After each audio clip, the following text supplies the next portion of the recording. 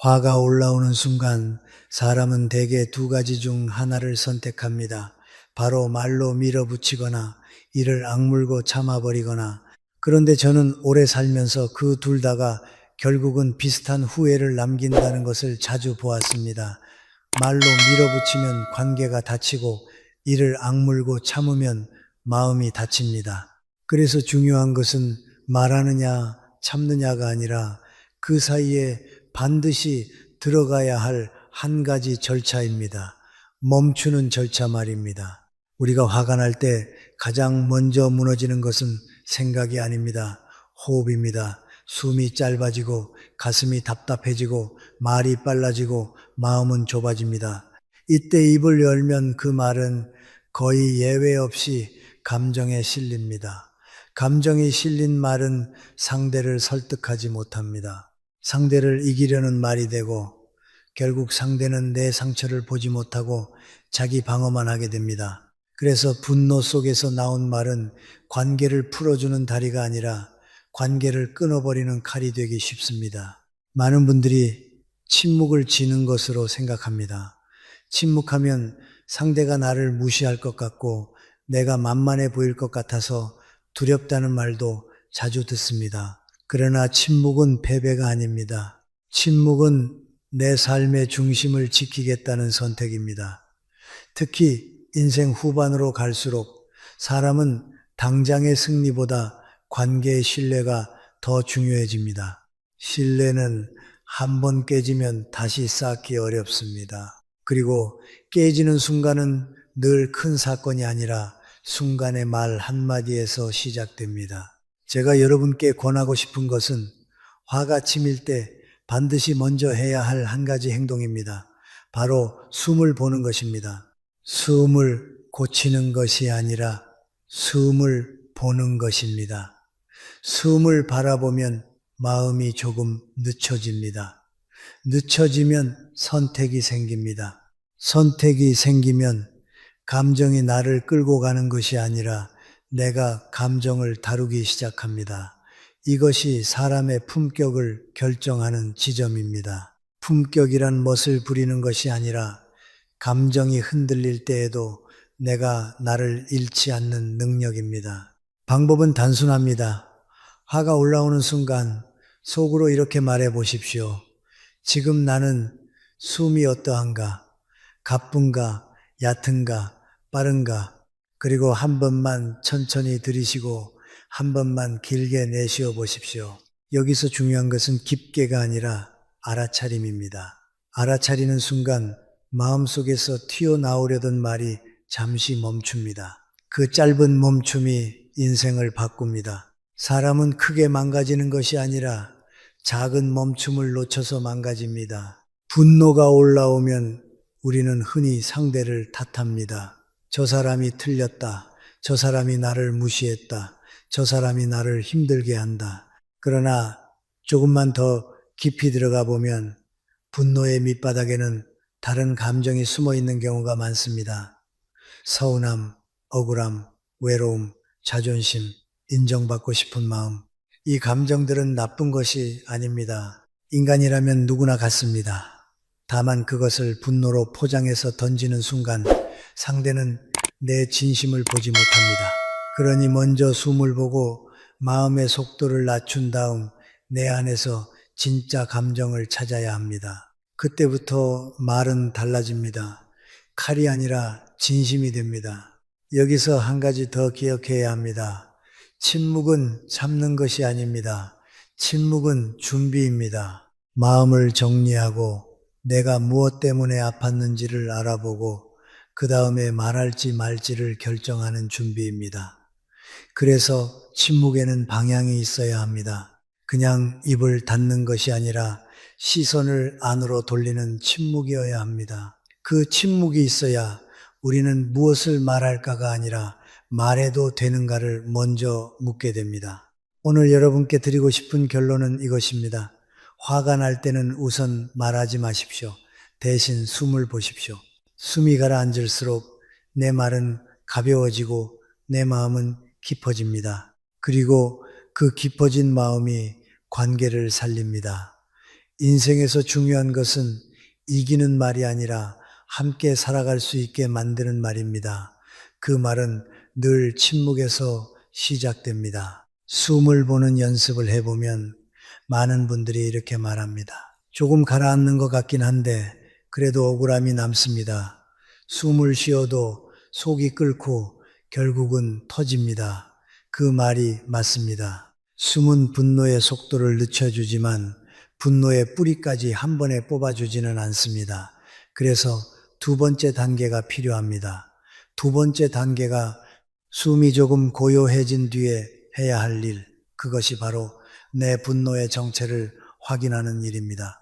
대부분의 분노는 한 가지 얼굴을 하고 나타나지 않습니다. 겉으로는 화처럼 보이지만 속에는 여러 감정이 섞여 있습니다. 제가 오랜 세월 사람들을 보며 느낀 것은 분노의 뿌리는 대개 네 가지 중 하나로 모여든다는 사실입니다. 억울함, 자존심, 슬픔, 두려움입니다. 화가 올라올 때 이 네 가지 중 무엇이 가장 강한지 알아차리면 말이 달라집니다. 그리고 관계도 달라집니다. 첫째는 억울함입니다. 억울함은 내가 정당한 대우를 받지 못했다는 감정입니다. 누군가 내 노력을 가볍게 여겼다. 내 마음을 몰라줬다. 공정하지 않았다. 억울함은 소리치면 풀릴 것 같지만 실제로는 더 깊어지는 경우가 많습니다. 왜냐하면 억울함을 분노로 던지는 순간 상대는 사실이 아니라 공격으로 받아들이기 때문입니다. 그래서 억울함이 뿌리일 때는 말의 방향을 바꿔야 합니다. 왜 그래? 가 아니라 나는 그 말이 서운했고 그 상황이 공정하지 않다고 느꼈다. 이렇게 사실과 감정을 분리해서 말해야 합니다. 둘째는 자존심입니다. 자존심이 건드려지면 사람은 유난히 급해집니다. 나를 무시했나? 내가 만만해 보이나? 이 감정이 올라오면 우리는 이겨야 한다는 강박에 사로잡힙니다. 그런데 자존심으로 하는 말은 대개 상대를 꺾는 말이지 관계를 살리는 말이 아닙니다. 자존심은 순간의 승리를 주는 대신 다음 만남을 어렵게 만듭니다. 자존심이 뿌리일 때는 잠깐 멈추고 스스로에게 물어야 합니다. 지금 내가 지키려는 것은 관계인가, 체면인가? 이 질문을 하면 말의 톤이 달라집니다. 체면을 지키려 하면 날이 서고 관계를 지키려 하면 조심스러워집니다. 셋째는 슬픔입니다. 슬픔이 쌓이면 사람은 화로 표현합니다. 사실은 외로웠고 서운했고 인정받고 싶었고 기대가 컸던 것입니다. 그런데 슬픔은 직접 말하기가 어렵습니다. 그래서 사람은 슬픔 대신 분노를 씁니다. 분노는 강해 보이니까요. 하지만 슬픔이 뿌리일 때는 강한 말이 오히려 더 큰 고립을 만듭니다. 슬픔이 뿌리라면 용기가 필요한 것은 센 말이 아니라 부드러운 진심입니다. 나는 그때 마음이 아팠다. 이 한마디가 칼을 내려놓게 합니다. 넷째는 두려움입니다. 특히 나이가 들수록 두려움은 더 교묘해집니다. 무시당할까봐, 버려질까봐, 소외될까봐, 내가 약해 보일까봐. 그래서 더 세게 말하고 더 빨리 반응합니다. 그러나 두려움으로 하는 말은 결국 두려움을 증명합니다. 내가 흔들리고 있다는 증거가 됩니다.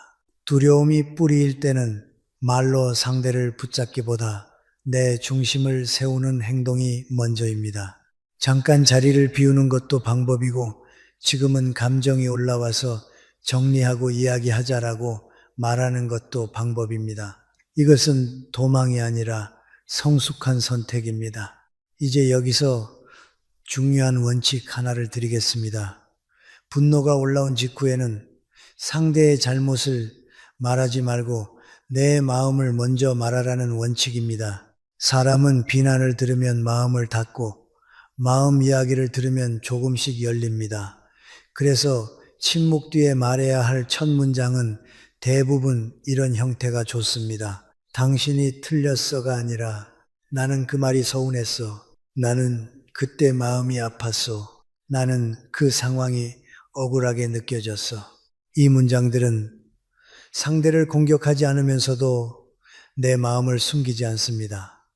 강한 사람은 감정을 숨기는 사람이 아니라 감정을 품위 있게 표현할 줄 아는 사람입니다. 특히 가족 관계나 오래 이어갈 관계에서는 이 차이가 결정적입니다. 하지만 여기서 또 한 가지를 조심해야 합니다. 침묵 뒤에 말한다는 것은 말의 타이밍을 나중으로 미루는 것이지 말의 내용까지 폭발로 남겨두는 것이 아닙니다. 숨을 보고 뿌리를 확인했다면 그 다음에는 짧고 정확하게 말해야 합니다. 길게 설명하기 시작하면 다시 감정이 끼어듭니다. 짧게 말하고 멈추고 상대의 반응을 보십시오. 관계는 대화로 풀리지 독백으로 풀리지 않습니다. 정리하겠습니다. 1단계는 숨을 보는 것입니다. 속도를 낮추는 일입니다. 2단계는 분노의 뿌리를 구별하는 것입니다. 억울함인지 자존심인지 슬픔인지 두려움인지, 그리고 3단계는 침묵 뒤에 비난이 아니라 진심으로 시작하는 한 문장을 꺼내는 것입니다. 이렇게 하면 화는 관계를 끊는 도구가 아니라 나를 이해하는 신호가 됩니다. 그리고 그 신호를 잘 다루는 사람이 인생 후반에 더 평온해집니다. 분노의 뿌리를 확인하고 나면 그 다음부터가 정말 중요합니다.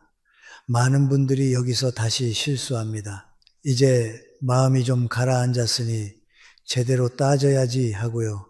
그런데 따지는 말은 대개 상대의 마음을 닫게 만들고 내가 원하는 이해는 더 멀어집니다. 김영석 교수의 관점으로 말하면 인생의 관계는 논리로만 유지되지 않습니다. 신뢰와 존중으로 유지됩니다. 그러니 침묵 뒤에 꺼내야 할 것은 승부가 아니라 진심의 전달 방식입니다. 저는 이것을 말의 균형이라고 부릅니다. 말을 하지 않으면 마음이 병들고 말을 막 해버리면 관계가 병듭니다. 그러니 우리가 익혀야 할 기술은 말의 양이 아니라 말의 구조입니다. 침묵 뒤 첫 문장은 판정이 아니라 상태여야 합니다. 사람이 가장 거부감을 느끼는 말은 이런 말입니다. 당신이 틀렸어. 당신은 항상 그래. 왜 그렇게 못됐어? 이건 대화가 아니라 판정입니다. 판정을 들은 사람은 곧바로 방어합니다. 그래서 첫 문장은 이렇게 바꿔야 합니다. 방금 그 말 나는 좀 서운했어. 그 표현이 내게는 마음이 아팠어. 그 상황에서 나는 억울하다고 느꼈어. 여기서 핵심은 너는이 아니라 나는입니다. 나는으로 시작하면 상대는 변명하기보다 듣게 됩니다. 그리고 듣는 순간 관계의 문이 조금 열립니다. 이 두 번째 문장은 비난이 아니라 구체적 장면이어야 합니다. 감정은 모호하면 싸움이 되고 구체적이면 대화가 됩니다. 너 때문에 화가 나는 싸움이지만 아까 그 자리에서 그런 말이 나왔을 때 내가 당황했고 마음이 아팠어는 대화입니다. 이 단계에서 가장 좋은 형식은 이렇습니다. 언제, 방금, 어제 그 자리에서 무슨 말, 행동, 그 표현, 그 톤, 그 반응, 내가 어떻게 느꼈는지, 서운, 억울, 외로움, 무시당함, 예를 들어 아까 내가 말 끝나기 전에 끊었을 때 나는 존중받지 못한다고 느꼈어. 이렇게 말하면 상대도 그랬나 하고 돌아볼 여지가 생깁니다. 세 번째 문장은 요구가 아니라 부탁이어야 합니다. 분노가 남아있을 때 사람은 요구부터 던집니다. 다신 그러지 마. 사과해. 당장 인정해. 그런데 요구는 상대의 체면을 건드립니다. 체면이 건드려지면 대화는 끝납니다. 대신 부탁으로 바꿉니다. 다음엔 내 말 끝까지 한 번만 들어줬으면 좋겠어. 그 표현은 나에게 아프니까 다른 말로 해주면 좋겠어. 지금은 감정이 남아있으니 조금 뒤에 차분히 이야기하자. 부탁은 약해 보이는 말이 아닙니다. 관계를 살리는 강한 말입니다. 나이가 들수록 이기는 말보다 지키는 말이 중요해집니다. 이제 침묵 후 방법을 김영석 교수식으로 3문장 공식으로 정리해 드리겠습니다. 내 상태 나는 마이너스 구체적 장면 아까 그때 부탁합의 다음엔 지금은 예시로 바로 한번 완성해 보겠습니다. 방금 그 말은 나는 좀 서운했어. 아까 그 표현이 나를 무시하는 느낌으로 들려서 마음이 아팠어. 우리 잠깐만 정리하고 조금 있다가 차분히 말해보자. 이 말에는 비난이 없습니다. 하지만 진심은 분명합니다. 그리고 무엇보다 상대에게 대화할 길을 남겨둡니다. 침묵이 오해를 부를 때 가장 짧은 대응, 사용하기 좋은 한 문장이 있습니다. 지금은 화가 올라와서 말하면 후회할 것 같아. 조금만 정리하고 이야기하자. 이 한 문장은 무시가 아닙니다. 내가 나를 지키는 선언이고 동시에 상대를 존중하는 방식입니다. 이런 말이 가능한 사람이 결국 관계에서도 신뢰를 얻습니다. 마지막으로 꼭 드리고 싶은 말이 있습니다. 침묵은 끝이 아니라 준비입니다. 그리고 준비 뒤에 나오는 말은 상대를 무너뜨리는 말이 아니라 관계를 다시 세우는 말이어야 합니다. 그게 인생 후반의 지혜입니다. 우리는 더 이상 승부로 살지 않습니다. 품격으로 살아야 합니다. 침묵 뒤에 말하는 법을 배워도 현실에서는 한 가지 난관이 남습니다. 상대가 계속 자극할 때입니다. 내가 숨을 보고 마음의 뿌리를 확인하고 진심으로 말하려고 해도 상대가 비꼬거나 몰아붙이거나 말을 끊어버리면 다시 화가 치밀지요. 그럴 때 사람은 두 가지 극단으로 갑니다. 하나는 참다가 병이 나는 길이고 다른 하나는 폭발해서 관계를 깨는 길입니다. 김영석 교수식으로 말하면 그 사이에 경계와 거리라는 지혜가 있어야 합니다. 우리는 흔히 착각합니다. 좋은 사람은 끝까지 참고 이해하고 감싸야 한다고 말입니다. 하지만 인생은 그렇게 단순하지 않습니다. 어떤 관계는 이해만으로 유지되지 않습니다. 상대가 내 마음을 반복해서 짓밟는다면 그것은 인내의 문제가 아니라 내 삶의 품격과 안전의 문제입니다. 그래서 4단계는 참는 기술이 아니라 지키는 기술입니다. 계속 화가 나는 이유는 상대보다 기대에 있는 경우가 많다. 부처님 원문에서도 핵심은 기대였습니다. 김형석 교수 관점에서도 마찬가지입니다. 사람이 가장 화가 나는 순간은 대개 이렇습니다. 저 사람은 당연히 이 정도는 알아줘야 하는데, 가족이면 이러면 안 되는데, 오래 봤는데 어떻게 저럴 수 있나. 여기에는 공통점이 있습니다. 기대입니다. 기대가 크면 실망이 깊고, 실망이 깊으면 분노가 쉽게 솟습니다. 그러니 먼저 해야 할 질문은 이것입니다. 나는 지금 이 사람에게 무엇을 기대하고 있나? 그 기대가 현실적인가?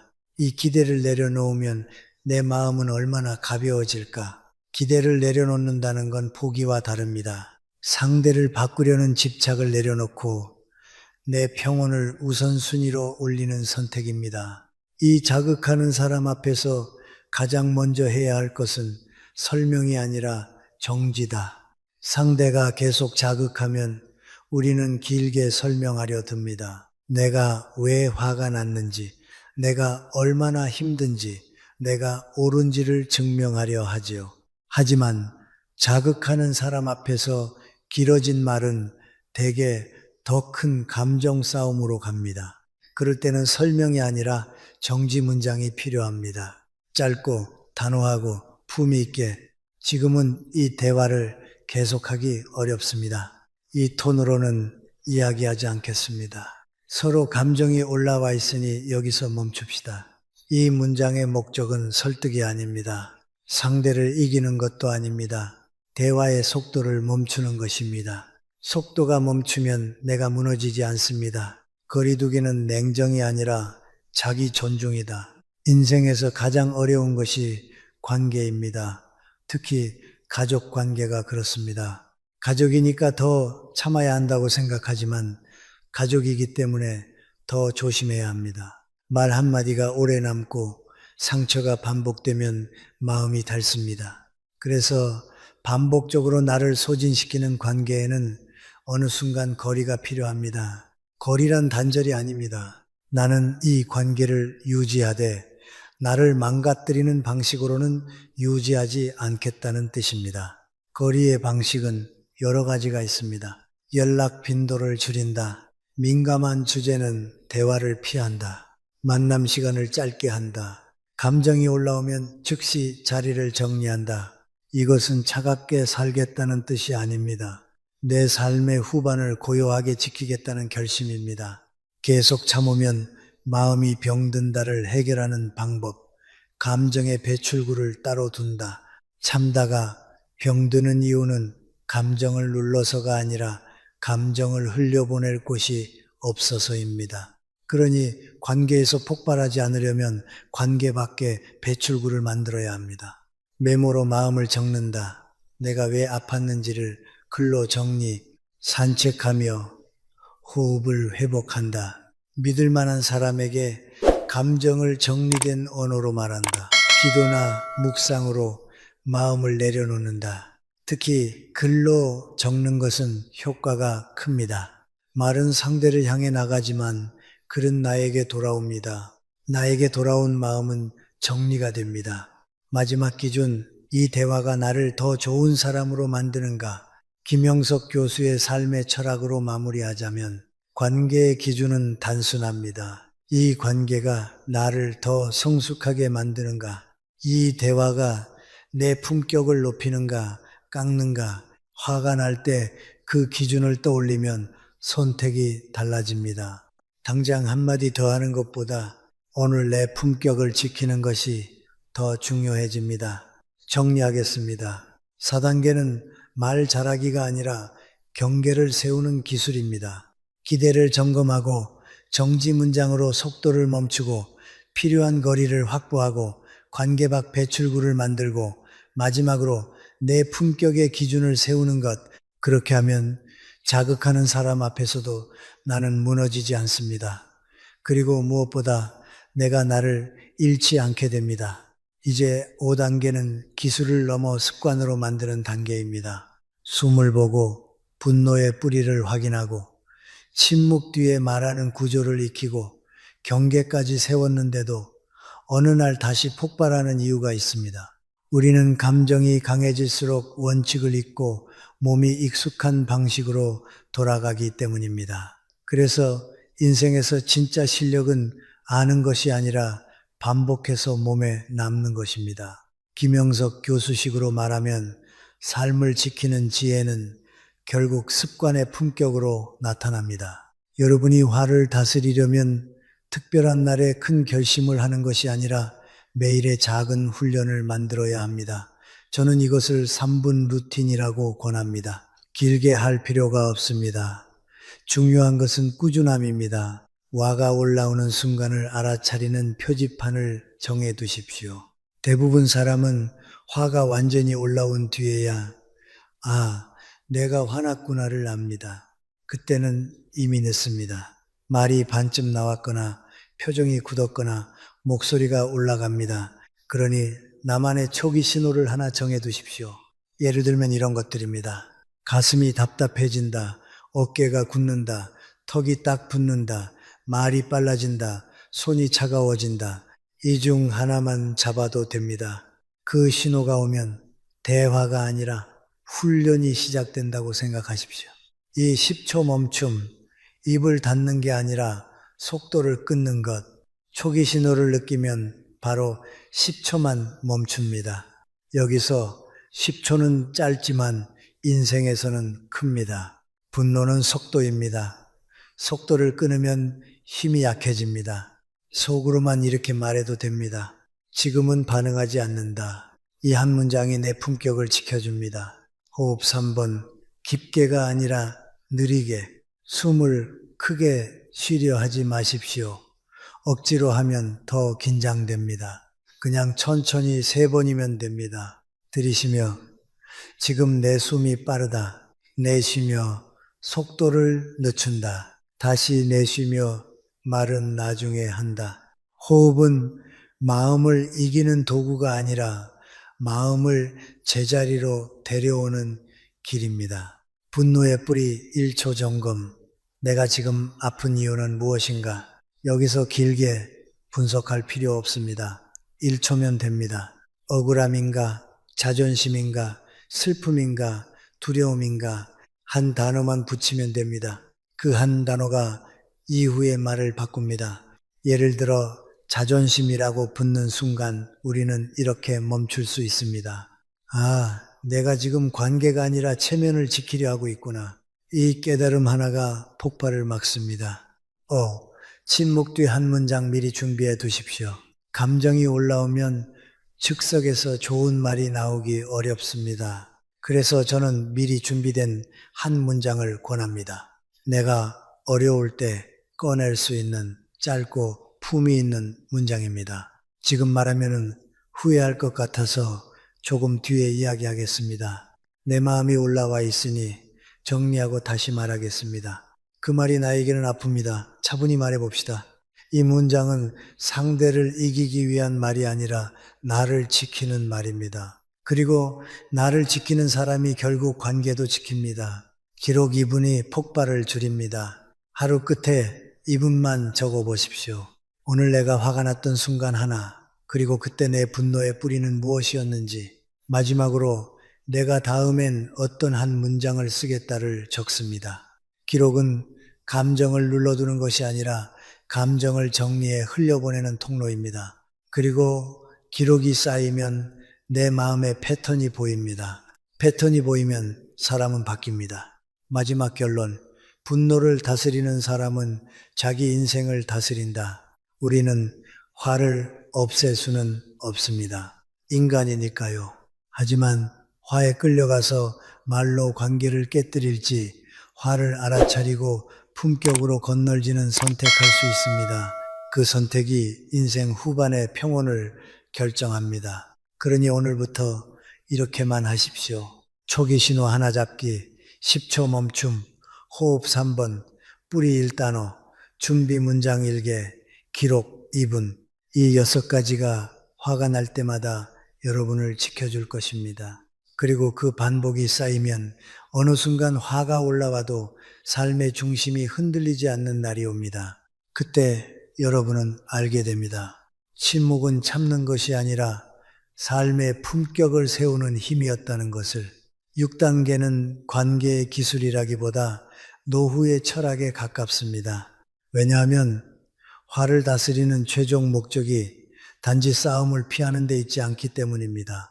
결국 우리가 지키려는 것은 평온, 더 정확히는 내 인생의 품격과 고요입니다. 김영석 교수식으로 말하면 인생 후반의 가장 큰 자산은 돈만이 아니라 마음의 질서입니다. 그 질서가 무너지면 사람은 작은 말에도 흔들리고 작은 일에도 상처받고 결국 관계에서도 고립됩니다. 그래서 이 단계에서는 질문을 바꿔야 합니다. 어떻게 하면 화를 참을까가 아니라 내 삶을 어떤 방향으로 살 것인가입니다. 분노는 성격이 아니라 삶의 피로에서 커진다. 나이가 들수록 화가 잦아지는 분들이 있습니다. 그분들이 본래 성격이 나빠서가 아닙니다.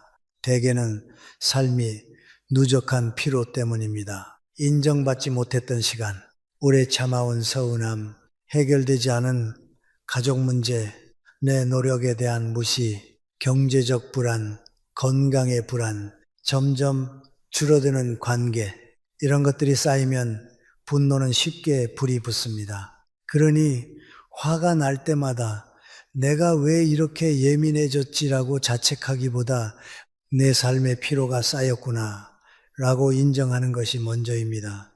인정이 있어야 정리가 됩니다. 이 인생 후반의 원칙, 이길 필요가 없는 싸움은 내려놓는다. 젊을 때는 이겨야 하는 싸움이 있습니다. 생존이 걸려 있으니까요. 하지만 인생 후반에는 싸움의 기준이 달라져야 합니다. 평온을 깨면서까지 이겨야 할 싸움은 거의 없습니다. 여기서 중요한 판단 기준이 하나 있습니다. 이 말을 해서 내가 얻는 것은 무엇인가? 이 말을 해서 내가 잃는 것은 무엇인가? 대개 분노 속의 말은 얻는 게 작고 잃는 게 큽니다. 순간의 통쾌함을 얻고 신뢰를 잃습니다. 체면을 얻고 관계의 온기를 잃습니다. 그래서 지혜로운 사람은 어느 순간부터 이길 말을 찾지 않고 지킬 삶을 선택합니다. 좋은 사람 콤플렉스를 내려놓아야 화도 줄어든다. 화가 자주 나는 분들 중에는 겉으로는 착하게 살려고 애쓴 분들이 많습니다. 참고 맞춰주고 양보해 왔습니다. 그런데 마음 깊은 곳에는 이런 생각이 남습니다. 나는 이렇게 했는데 왜 나를 몰라주지? 왜 나는 늘 손해를 보지? 왜 내가 참아야만 하지? 이게 쌓이면 어느 날 폭발합니다. 그래서 인생 후반에는 착한 사람이 아니라 단정한 사람이 되는 것이 좋습니다. 단정하다는 것은 차갑다는 뜻이 아닙니다. 내 경계와 내 원칙을 분명히 하면서도 말은 품위 있게 하는 것입니다. 노후의 말 습관, 결론부터 짧게, 감정은 나중에, 분노는 말을 길게 만듭니다. 말이 길어지면 감정이 끼어들고, 감정이 끼어들면 결국 상처를 줍니다. 그래서 인생 후반의 말은 구조가 단순해야 합니다. 결론, 지금은 멈추자. 이유, 감정이 올라와서 후회할 것 같다. 약속, 정리하고 다시 이야기하자. 이 3줄이면 충분합니다. 짧은 말은 냉정해서가 아니라 상대를 살리고 나를 지키기 위해서입니다. 가장 중요한 것, 내가 내 편이 되어야 화가 줄어든다. 분노가 많은 사람은 대개 자기 마음을 자주 배신합니다. 싫은데 웃고 힘든데 괜찮다고 하고 서운한데 넘어가고 그러다 어느 날 감정이 폭발합니다. 그러니 노후에는 내가 내 편이 되어야 합니다. 내 마음을 인정하고 내 피로를 돌보고 내 경계를 세우고 내가 나를 존중해야 합니다. 그럴 때 이상하게도 타인의 말이 예전만큼 나를 흔들지 않습니다. 왜냐하면 흔들리는 이유의 절반은 상대가 아니라 내 내부의 결핍이었기 때문입니다. 결론, 침묵은 기술이 아니라 삶의 선택이다. 침묵은 단지 화를 참는 요령이 아닙니다. 침묵은 내가 어떤 사람으로 살 것인가를 보여주는 선택입니다.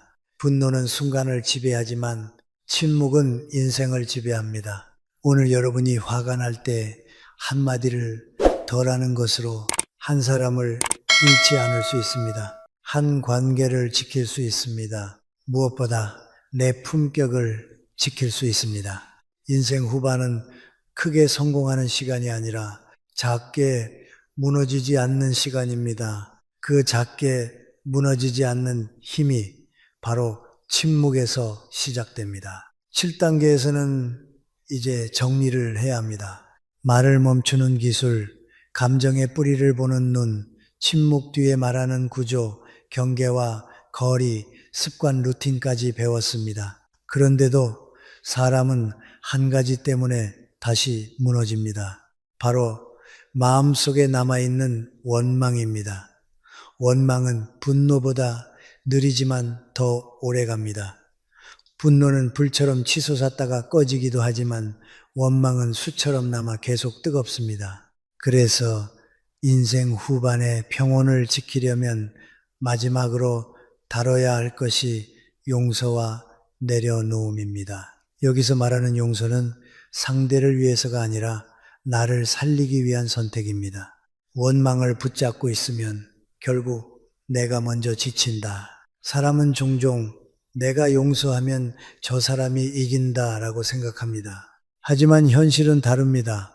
용서하지 못해 가장 오래 괴로운 사람은 상대가 아니라 나입니다. 상대는 이미 잊고 사는데 나는 계속 되새깁니다. 그 말, 그 표정, 그 상황, 그리고 그 되새김이 내 하루를 망칩니다. 결국 원망은 상대에게 벌을 주는 것이 아니라 내 마음을 소비시키는 방식이 됩니다. 김영석 교수식으로 말하면 인생 후반에는 남을 이기려는 마음보다 내 시간을 지키는 마음이 더 중요합니다. 원망은 시간을 빼앗고 잠을 빼앗고 건강까지 빼앗습니다. 그러니 원망을 내려놓는 것은 도덕 시험이 아니라 삶의 관리입니다. 용서에는 두 종류가 있다. 관계를 잇는 용서, 관계를 멀리하는 용서. 용서라고 하면 많은 분들이 오해합니다. 다시 예전처럼 친해져야 하나요? 그럴 필요는 없습니다. 용서는 반드시 가까워지는 것을 뜻하지 않습니다. 용서에는 거리 있는 용서도 있습니다. 관계를 잇는 용서, 상대가 변화의 의지가 있고 대화가 가능한 경우, 관계를 멀리하는 용서, 상대가 반복해서 상처 주고 계속 무너뜨리는 경우, 두 번째 경우에는 마음은 내려놓되 거리는 유지하는 것이 지혜입니다. 용서는 문을 다시 열어주는 것이 아니라 내 안의 감옥문을 여는 것입니다. 내려놓음의 핵심 질문, 내가 지금 붙잡는 게 무엇인가? 원망이 오래가는 이유는 사건 자체보다 기대가 깨진 자리 때문입니다. 가족이면 이래야 하는데, 친구면 이 정도는 알아줘야 하는데, 배우자면 나를 지켜줘야 하는데, 이 기대가 깨졌을 때 우리는 상대를 미워하기보다 사실은 상실감을 겪습니다. 기대했던 사랑, 인정, 존중, 공정함을 잃어버린 슬픔이지요. 그래서 내려놓기 위해서는 먼저 이렇게 물어야 합니다. 내가 붙잡고 있는 건 사람인가, 기대인가? 그 기대가 지금도 내 삶에 필요한가? 기대를 내려놓으면 분노가 줄고 원망도 줄어듭니다. 화를 다스리는 마지막 문장. 나는 내 평온을 선택한다. 인생 후반의 가장 강한 선언은 이 한 문장입니다. 나는 내 평온을 선택한다. 이 말은 상대를 무시하는 말이 아닙니다. 내가 내 인생을 책임지는 말입니다. 내 평온을 선택한다는 것은 불필요한 싸움을 줄이고 사람을 함부로 미워하지 않고 기대에 끌려가지 않고 필요한 경계는 세우고 마음을 닳지 않게 관리하겠다는 뜻입니다. 실제로 내려놓는 방법, 마음의 정리 3단계. 내려놓음은 결심만으로 되지 않습니다. 정리가 필요합니다. 사실을 인정하기. 저 사람은 지금 내 기대대로 움직이지 않는다. 인정이 없으면 계속 싸웁니다. 내 손실을 받아들이기. 나는 그 관계에서 상처를 받았다. 상처를 인정해야 회복이 시작됩니다. 내 선택을 정하기. 나는 어떤 거리를 둘 것인가? 나는 어떤 말을 더 이상 하지 않을 것인가? 나는 무엇을 기대하지 않을 것인가? 이렇게 정리하면 원망이 감정에서 결정으로 바뀝니다. 감정은 나를 흔들지만 결정은 나를 세웁니다.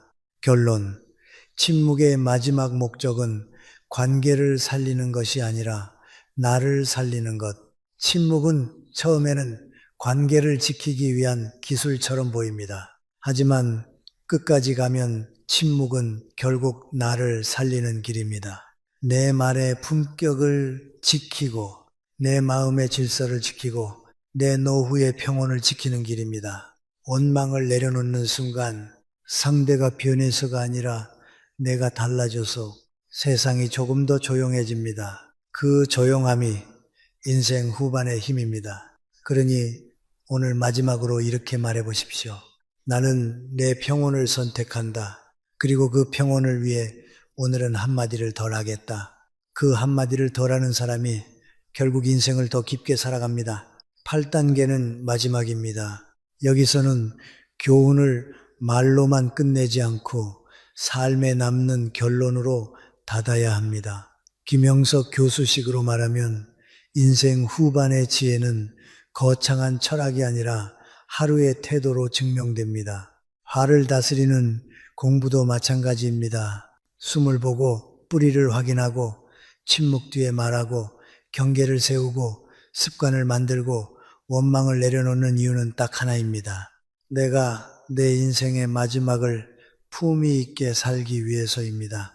사람은 나이가 들수록 잃는 것이 많아집니다. 기회가 줄고 체력이 줄고 관계가 줄고 감정의 여유도 줄어듭니다. 그래서 말이 더 중요해집니다. 젊을 때는 실수해도 다시 만나고 다시 풀 기회가 많지만 인생 후반에는 한 번 깨진 신뢰가 다시 돌아오지 않는 경우가 많습니다. 그러니 화가 날 때 말을 아끼는 것은 인내가 아니라 지혜의 관리입니다. 저는 이렇게 정리하고 싶습니다. 화는 없어지지 않습니다. 그러나 화에 끌려가느냐, 화를 다루느냐는 선택할 수 있습니다. 그리고 그 선택이 결국 노후의 고립을 막고 관계를 지키고 무엇보다 내 마음을 지킵니다. 이제 여러분께 마지막으로 한 가지 약속만 제안하겠습니다. 완벽하게 하려 하지 말고 딱 이것만 하자는 약속입니다. 화가 올라오면 오늘은 한마디를 덜 하겠다. 한마디를 덜 하면 무엇이 달라질까요? 상대에게 상처를 덜 줍니다. 내가 후회할 일을 덜 만듭니다. 그리고 무엇보다 내 마음이 덜 닳습니다. 그 한마디를 덜 하는 대신 여러분은 해야 할 것이 있습니다. 우리가 배운 순서를 아주 짧게 다시 세우면 이렇습니다. 수음을 본다. 뿌리를 본다. 진심으로 말한다. 경계를 지킨다. 기록으로 정리한다. 그리고 내려놓는다. 이 6가지는 사실 하나로 모입니다. 내 중심을 잃지 않는 것. 사람은 누구나 흔들립니다.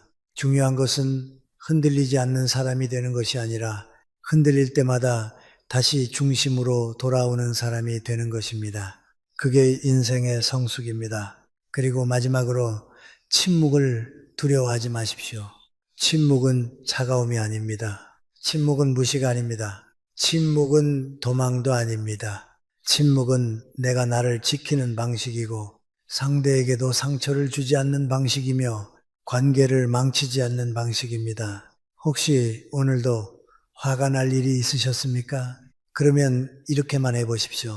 지금은 말하면 후회하겠다. 숨을 먼저 보자. 조금 뒤에 진심으로 말하자. 이 세 문장이 여러분의 하루를 바꿀 수 있습니다. 인생을 바꾸는 것은 거창한 사건이 아니라 이런 작은 선택이 반복되는 힘입니다. 저는 여러분이 인생 후반을 더 조용하고 더 따뜻하고 더 단정하게 살아가길 바랍니다. 그 시작은 언제나 같습니다. 화가 날 때 말보다 먼저 숨을 보는 것, 그리고 한마디를 덜 하는 것. 그 한마디를 덜 하는 사람이 결국 가장 강한 사람입니다. 말씀을 마치고 나면 꼭 이런 질문이 남습니다. 교수님, 다 좋은데요. 현실에서는 상대가 가만히 두질 않습니다. 침묵하면 더 몰아붙이고 문자로 쏟아붓고 말로 눌러버립니다. 그럴 땐 어떻게 해야 합니까? 그럴 때 필요한 것은 마음가짐이 아니라 상황별 한 문장입니다. 사람은 감정이 올라오면 말을 잃습니다. 말을 잃으면 다시 화로 돌아갑니다. 그러니 미리 준비된 한 문장이 인생을 지켜줍니다. 먼저 가족 이야기부터 하겠습니다. 가족은 가까운 만큼 말이 거칠어지기 쉽습니다. 특히 부모와 자식, 형제자매, 부부 사이에서 그렇습니다. 봐, 이때 가장 위험한 말은 네가 뭘 알아? 너는 원래 그래 같은 낙인입니다. 한번 낙인이 찍히면 대화는 끝나고 상처만 남습니다. 가족에게는 이렇게 말하는 게 좋습니다. 짧게요. 지금은 감정이 올라와서 말하면 서로 다칠 것 같습니다. 조금만 정리하고 다시 이야기합시다. 오늘은 여기까지 하겠습니다. 이 세 문장은 냉정이 아닙니다. 가족을 지키는 문장입니다. 가족에게는 이기는 말보다 끝내지 않는 말이 더 중요합니다. 두 번째는 상대가 계속 몰아붙일 때입니다. 침묵하면 왜 말이 없어? 네가 잘못한 거 인정하는 거지? 라고 자극하는 사람이 있습니다. 여기서 길게 설명하면 다시 감정 싸움이 시작됩니다. 그러니 짧게 선을 긋고 끝내야 합니다. 인정해서가 아니라 후회하지 않기 위해 멈추는 겁니다. 지금은 대화가 아니라 감정 싸움이 될 것 같아서 멈춥니다. 이 방식이면 대화하지 않겠습니다. 말이 단호할수록 좋습니다.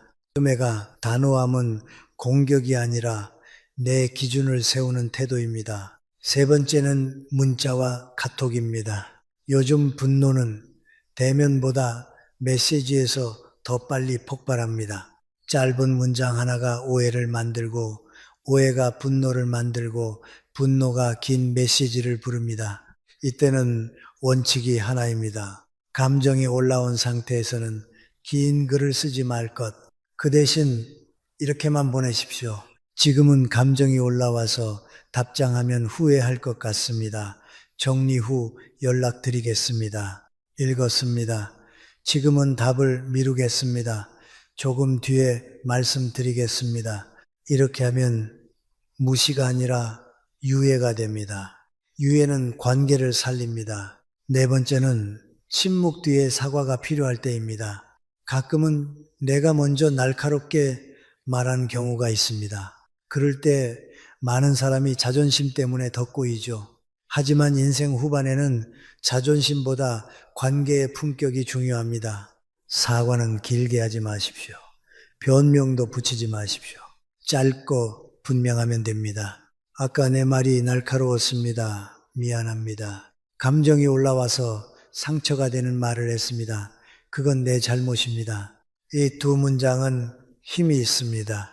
왜냐하면 책임을 회피하지 않기 때문입니다. 책임을 지는 사람이 결국 존중을 얻습니다. 다섯 번째는 상대가 절대 변하지 않는 경우입니다. 계속 비꼬고, 계속 무시하고, 계속 자극하는 사람. 그때 우리는 흔히 대화로 바꾸겠다는 집착에 빠집니다. 그러나 어떤 관계는 대화로 바뀌지 않습니다. 그럴 땐 선택해야 합니다. 이기려는 삶이 아니라 지키는 삶을요. 이럴 때 쓰는 문장이 있습니다. 나는 이 대화를 반복하고 싶지 않습니다. 그 말투로는 더 이상 듣지 않겠습니다. 거리 두고 지내겠습니다. 이건 냉혹한 말이 아닙니다. 내 인생의 남은 시간을 소모하지 않겠다는 선언입니다. 마지막으로 여러분에게 꼭 드리고 싶은 기준이 하나 있습니다. 화가 날 때마다 이렇게 물으십시오. 이 말을 하고 나서 나는 더 편해질까? 이 말을 하고 나서 이 관계는 더 좋아질까? 이 말을 하고 나서 나는 내 품격을 지켰다고 말할 수 있을까? 이 세 질문 앞에서 대부분의 분노는 힘을 잃습니다. 그리고 그 자리에 남는 것은 침묵이 아니라 선택입니다. 침묵은 선택을 가능하게 하는 시간입니다.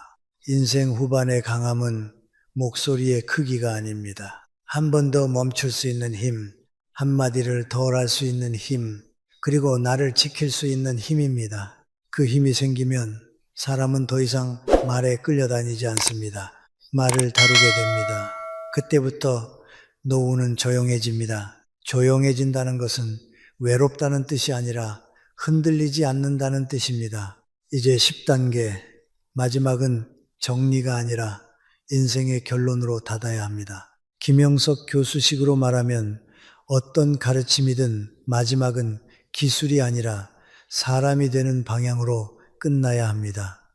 우리는 화를 없애려고 이 이야기를 들은 것이 아닙니다. 우리는 화 때문에 무너지는 인생을 막고 관계를 지키고 무엇보다 내 품격을 지키기 위해 이 길을 배우는 것입니다. 사람은 누구나 화가 납니다. 화가 나지 않는 사람이 성숙한 것이 아닙니다. 성숙한 사람은 화가 날 때도 자기 자신을 잃지 않는 사람입니다. 제가 오래 살면서 느낀 것은 인생을 망치는 큰 사건은 의외로 많지 않다는 사실입니다. 대부분은 작은 말 한마디로 시작됩니다. 그 한마디가 오해를 만들고, 오해가 서운함을 만들고, 서운함이 원망이 되고, 원망이 거리로 바뀌고, 결국 관계가 끊어집니다. 그리고 그때 사람은 뒤늦게 깨닫습니다. 그 말을 하지 말았어야 했는데, 하지만 인생은 늘 뒤늦게 배우게 되어 있습니다. 그래서 우리는 지금이라도 바꿔야 합니다. 화가 치밀 때 말이 먼저 나오기 전에 내가 선택할 수 있는 길이 있다는 것을, 그 길은 아주 단순합니다. 멈추는 길입니다. 멈춘다는 것은 입을 닫는 것이 아니라 내 인생의 방향을 지키는 것입니다. 상대에게 끌려가지 않고 감정에 끌려가지 않고 내 품격을 지키는 것입니다. 그래서 저는 여러분께 마지막으로 딱 3가지를 남기고 싶습니다. 복잡하게 기억할 필요 없습니다. 이 3가지면 충분합니다. 첫째, 숨을 보십시오. 화가 올라오는 순간 숨이 무너지면 말도 무너집니다. 숨을 보는 사람은 감정의 속도를 늦출 수 있습니다. 속도가 늦춰지면 인생이 바뀝니다.